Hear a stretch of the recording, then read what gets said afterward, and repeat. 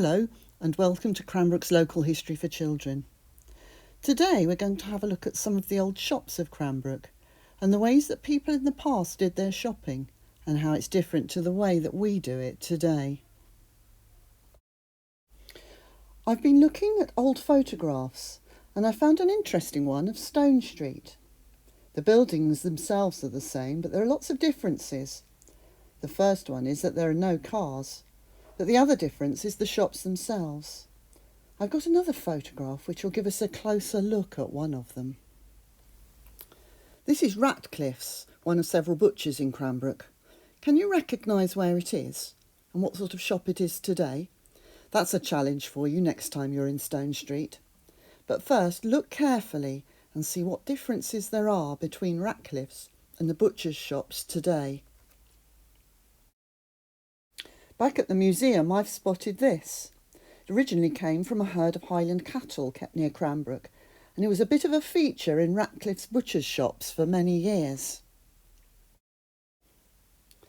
A bit further down Stone Street was Cranbrook's earliest supermarket. In those days, though, it was called a grocer's shop, and it sold dried goods and packets and tins.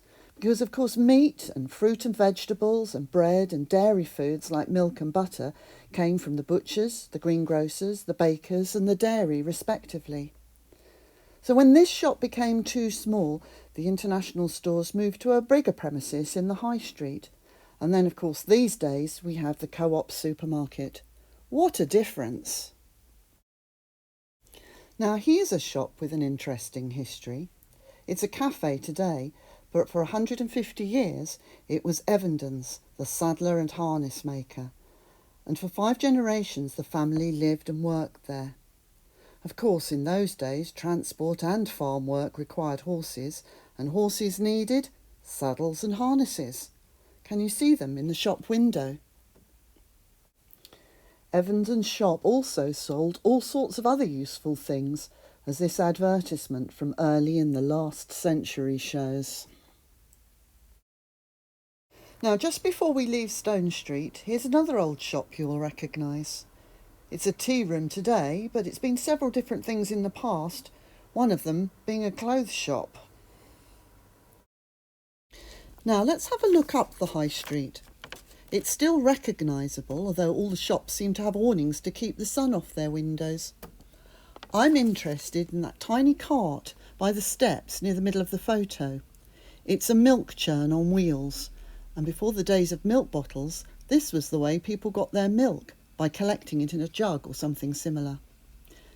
Now let's go back to the museum and see how people paid for their shopping. I'm in a corner of the museum where we keep the things from the old shops.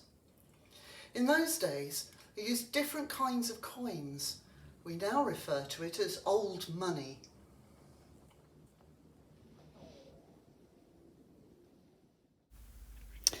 Now, I found some old money to show you. £1 was a note in those days, as was 10 shillings, which was the equivalent of 50 pence.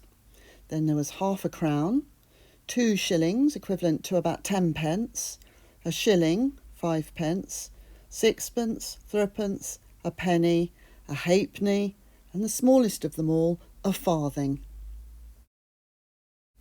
I've turned them over so that you can see the heads of the kings and queens, from Victoria to young Elizabeth II. Can you find out any more about old money? Can you recognise who all the kings and queens are? And how did people write signs for shillings and pence? When did old money become new money? And one more thing, can you find anybody in your family or friends who can remember the old money? I can remember having a penny to buy sweets when I was at primary school. The shops in Cranbrook have been here for hundreds of years, and during that time they've changed so much in their ownership and in what they sold or what they were used for. They're still changing. Keep your eyes open and you will undoubtedly see changes in your lifetime too.